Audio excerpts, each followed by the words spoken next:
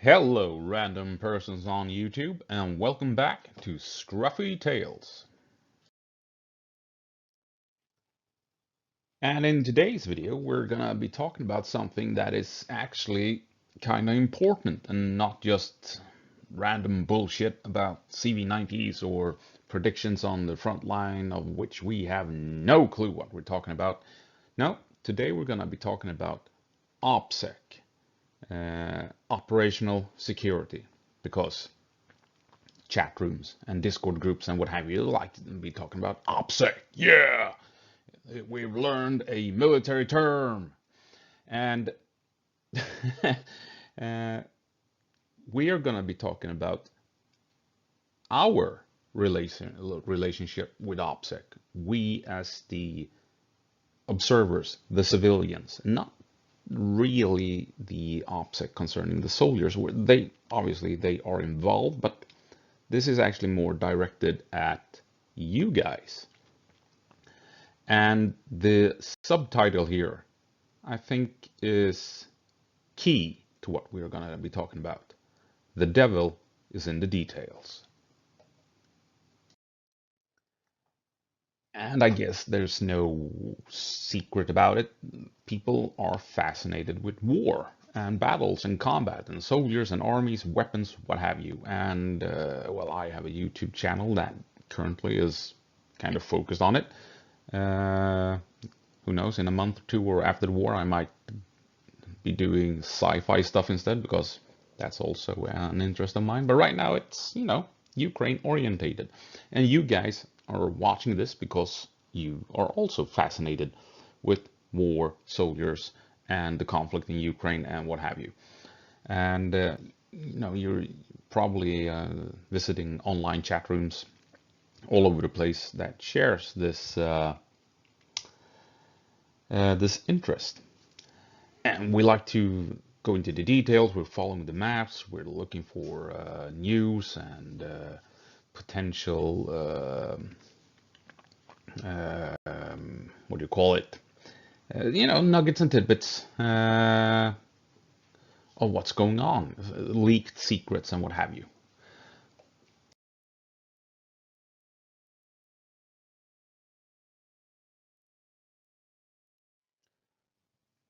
And we're not alone online. Uh, Soldiers in active conflicts will also go online in between missions, and when if they are rotated out of the combat zone and are resting and recuperating behind the lines and so forth. And they will surf the internet, they will watch YouTube, they will talk on Facebook, they will look through Instagram, and they will visit, chat rooms, forums, Discord groups, and what have you. And to them, it's going to be a form of, finding peace of mind as well. I mean, if we come across a soldier online, he's probably there in that chat room or wherever to just, relax and find some normality and, getting that's a way for him to deal with the mental stress. He's talking with people online, and he's a regular person once again, even though he's still a soldier. And obviously it's easy for us to, at that point, fall into some hero worship if we find out that he's a soldier and stuff like that.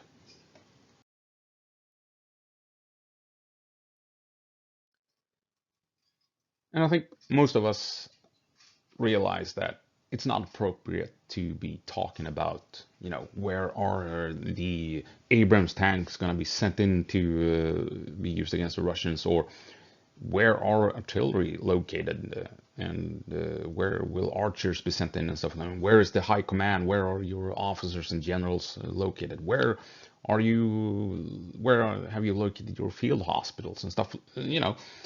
Through which roads are you bringing in ammunition and fuel? And there's big operational security questions. And soldiers won't be talking about that either. I mean, it's obvious. You don't talk about um, these big key things going around or going on around the front line. Uh, Soldiers won't be answering those questions, and frankly, if you answer or if you ask those kind of questions, you're kind of stupid. Don't do it. And obviously, soldiers should never answer questions of that nature.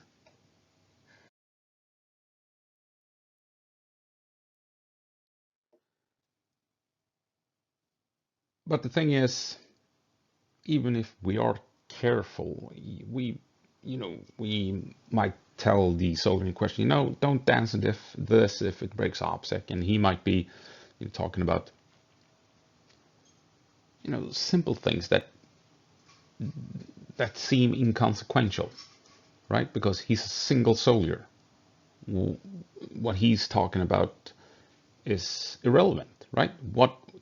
Who cares if one soldier helped destroy a tank, or if this one soldier is talking about that, the trenches he's in are filled to the hip with water or stuff like that, because the front line is going straight across the country, and he could be a random soldier anywhere, right? So of course he can be talking about simple stuff going on the front line where he is located. But here's the kicker. You don't know who's listening. You don't know who's watching in these chat rooms, especially if you're in a well-known, in this case, pro-Ukrainian Discord group or forum online or whatever. There's a, I don't say, it's not guaranteed, but the possibility is definitely there. Probability, I'd say, is kind of high that, Russia has those monitored. They have accounts logged in, just looking through what's going on in such chat rooms, especially if a Ukrainian soldier pops up, right?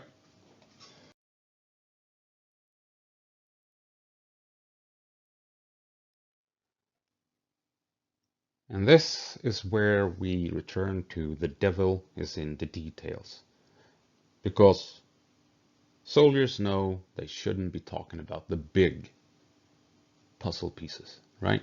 They ignore those topics. Don't talk about the big stuff, the important stuff. No one needs to know that because the enemy might find that information useful.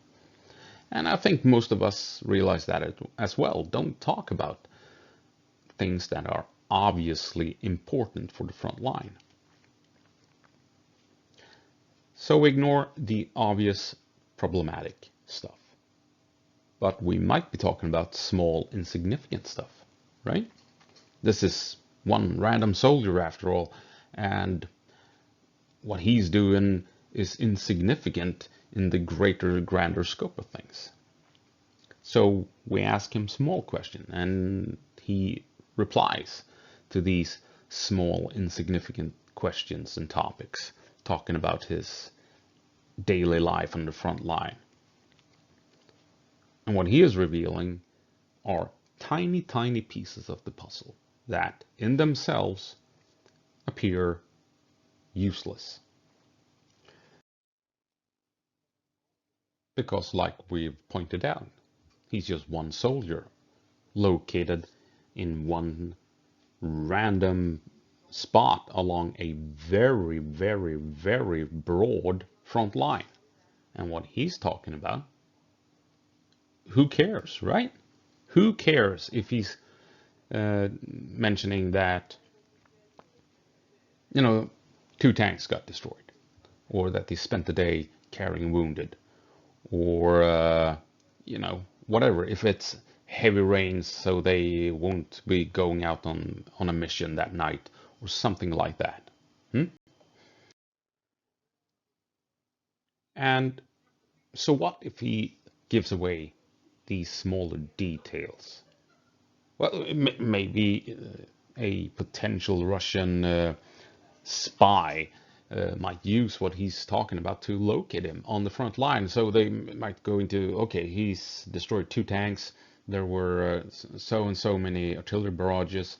He saw a gunship flying past today, and la la la la. That, so they can then narrow it down, and they keep watching him, talking about these small pieces of the puzzle, and eventually they're pretty sure, okay, we think he's in this area over here. Does that really matter in the end? Would Russia really put down all the effort to try and locate a single soldier talking about random stuff that could be happening anywhere along the front line?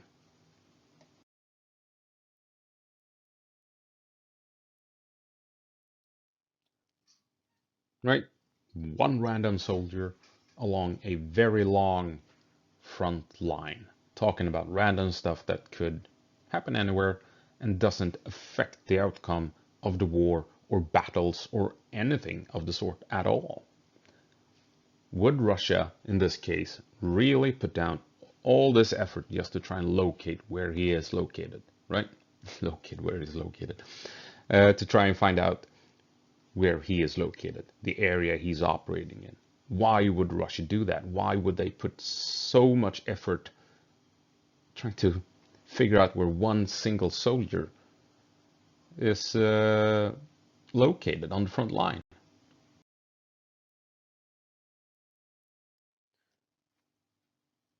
Well, because it's not just one soldier on being online talking about stuff, is it? It's several. You have hundreds, thousands of soldiers going online every day, talking in chat groups, talking on Facebook, sharing images and videos online and on YouTube or Instagram or other places, right? And if Russia figures out that where they are located, then all of a sudden they might actually realize that, hey, we got 10, 12 guys in the same area on the front line, and we have located a couple of guys working logistics close to them behind the front line, and we even have this one guy that we think is operating over here in this town over here, which could be an indication that we have found a logistics hub, right? Stuff of that nature. And all of these guys, like we said, individual soldiers talking about insignificant stuff. In themselves, each guy in himself, what he's talking about doesn't matter at all. They're not giving away any big pieces of the puzzle, but they're giving away lots and lots and lots of small pieces of the puzzle. And if you have 10, 15, 20 guys doing that, and Russia is keeping an eye out, then Russia might be able, potentially, to put things together despite not having access to the big pieces of the puzzle.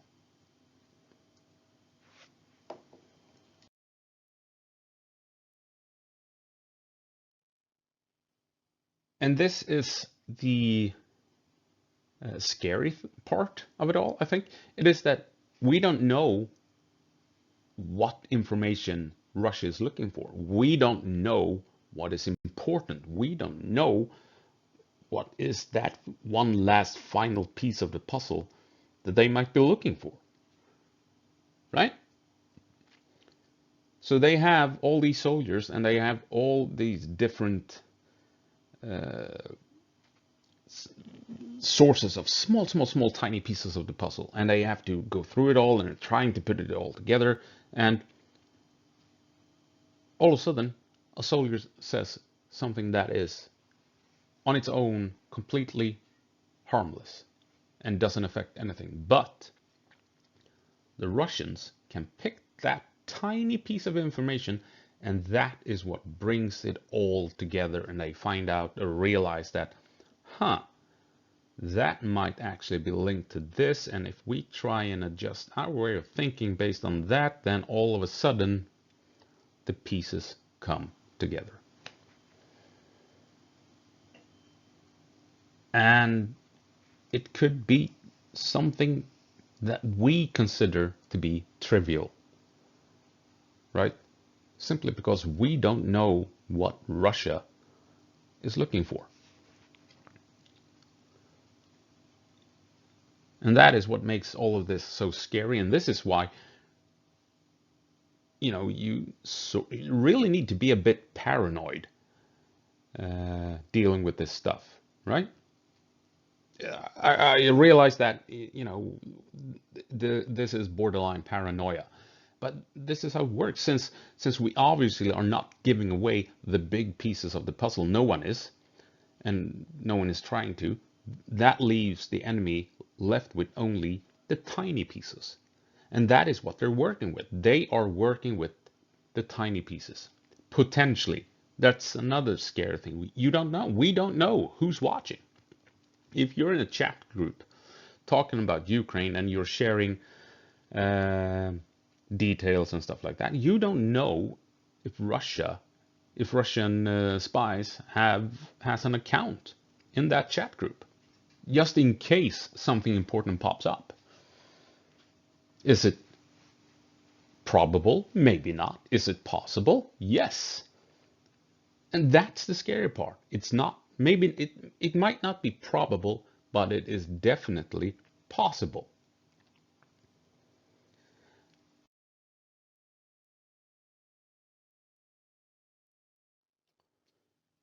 So, if we are participating or in a large Discord group focused on Ukraine, for instance, or a Discord group focused on military matters, where you obviously will be talking about Ukraine and stuff like that.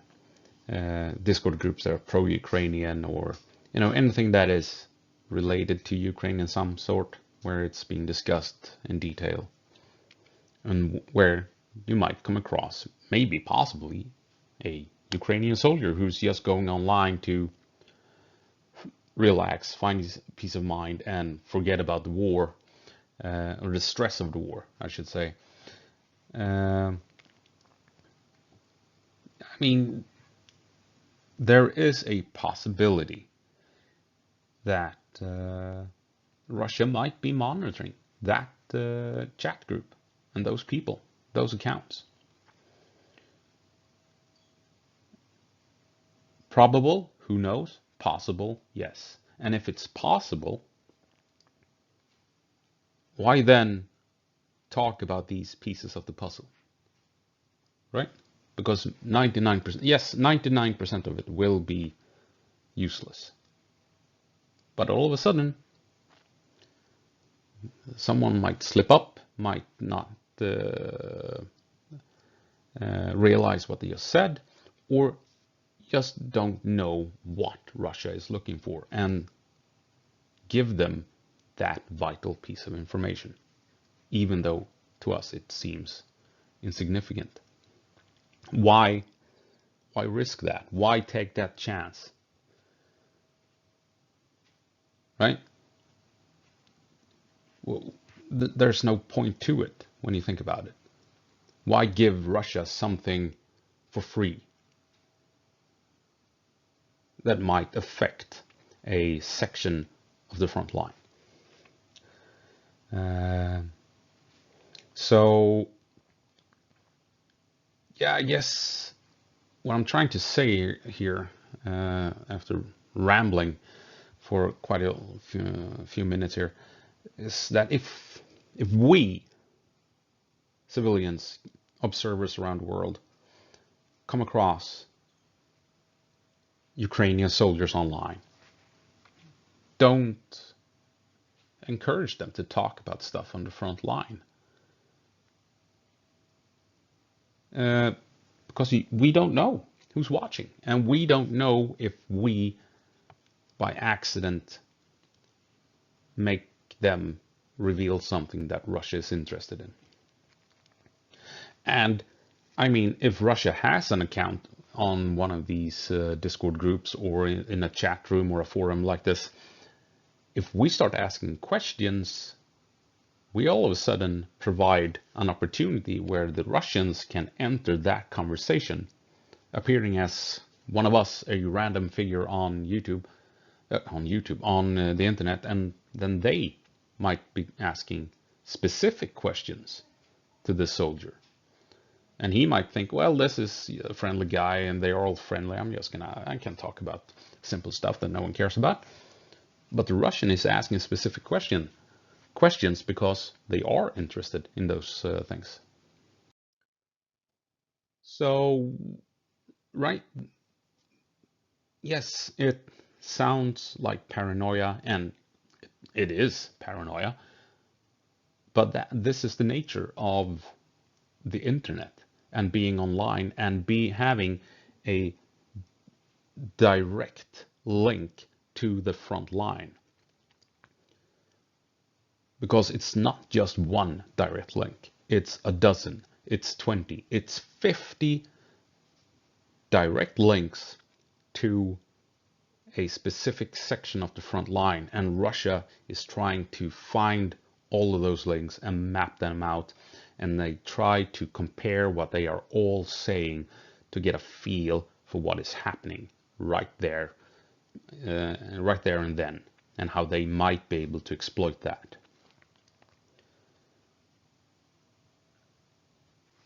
Paranoia, absolutely. But the scary thing is, it is a possibility. And we need to acknowledge that. So my advice is, don't encourage people who are in an active combat zone to talk about what's going on in the combat zone, to talk about anything going on the front line, because frankly, it's none of our goddamn business. It really isn't. And truth be told, soldiers have no business talking about it online either. There's no point to it. So we should not encourage them to potentially reveal something important, however insignificant it may seem and appear to us. And I mean, this is just talking about chat rooms. I haven't even gone into the possibility of Russia putting pieces of the puzzle together to find out the identity of a soldier and then hacking his friends and family's phones around the world in order to gain access to his phone so they can listen in on what's going on and activate the GPS on the phone to have him specifically located. And might even try and listen in on what's being said inside a commander's tent as they are putting plans together. That's a whole other ball game. That is also a possibility. Probable, maybe not. Possible, damn yes, sure. That is a possibility. And, you know, the internet is a scary place. And if you are serving on the front line, you should be very careful about what you say and do online. And that is why we, as civilians who are interested in this conflict, we really need to avoid asking questions and encourage soldiers to reveal what's going on the front line.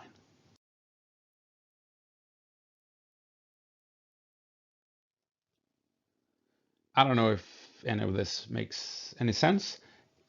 It is a real thing, however, since soldiers do go online, they do talk online, but no one is revealing the big, important, obvious stuff. No one's talking about the big, large puzzle pieces for obvious reasons. So what is the enemy left with? The small puzzle pieces that appear to be insignificant. And if one guy's talking about it, who cares? But if 50 guys are talking about stuff like that, and if you find those 50 guys and they are in the relative same area, then all of a sudden you can start putting pieces together, even if they are very, very small.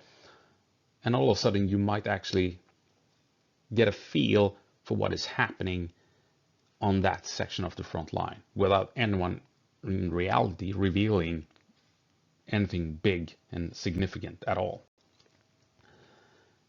So we should not encourage soldiers, if we come across them online, to be talking about anything related to the front line in Ukraine.